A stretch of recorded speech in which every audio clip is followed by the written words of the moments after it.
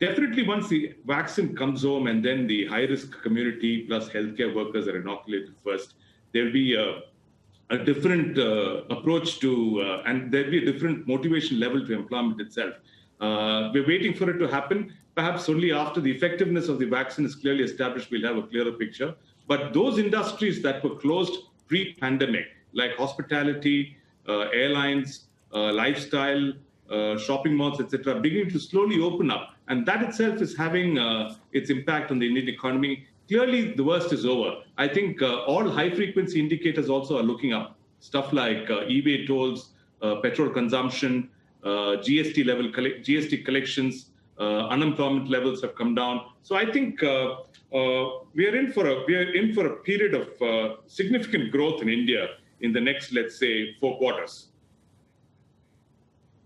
So let's talk specifically about your company and how you could see things getting better, because that is an encouraging sign. We understand you've got a little bit of technology innovation that's been underway. 2020 has certainly propelled tech further, and also some reduction in your debt. Tell us about that, and I guess where you see Quess for 2021. So this has been a very significant year for us. We've got new leadership. Our debt levels have come down by half. Our cash collections have gone up significantly. And we are on a path to getting to an ROE level of 20% by 2023. We have visibility to that, and our cost levels have come down by 20% also. So these are long-term changes in our company, and we are on a path where we can absorb the demand at a lesser cost level and increase our return to investors. Also, the investments that we put in about a couple of years ago to build the tech platform and our asset management platforms is beginning to pay off. We can see the numbers that's coming in. So it's going to plan. Ajit, I would just want to talk overall about the things you've alluded to so far during the interview. And one of them would be, with the way that the hiring patterns, as you perceive them, have been panning out, do you see a move up the value chain for India in some ways? So I think that's also going to be a function of investments that's coming in. If you look at recent indications of investment, there's more coming in the electronic manufacturing space. We've got more investment in phone and technology. Our workforce levels in technology is right now 4 million people.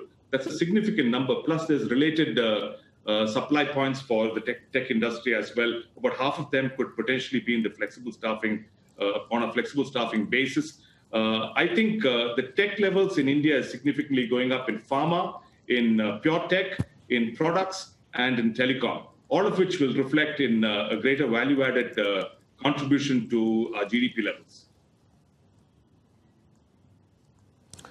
All right, Ajit, my final question, it goes back to the whole, pattern of urban to rural migration and then the reverse.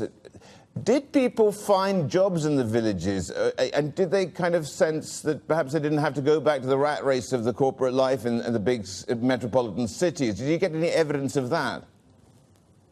Not really, because India's had a good monsoon. So rural demand in India is really up. For these 120 million to go back and fit into the social milieu is difficult. They're used to an urban lifestyle. Their kids go to schools in cities here. So many factors have contributed to their return. Also, earning capacity in urban centers is greater than in rural areas. Some of them were on government-related schemes, and the schemes have some limitations in how much you can make. So I think these are temporary patches. It's not going to work for the long term. The 120 million will have to be housed, will have to be taken care of, and the government and the private sector should come together to ensure that they have a safe passage back to their original jobs. We are not going to see a permanent reversal of migrant labor back to the rural settings.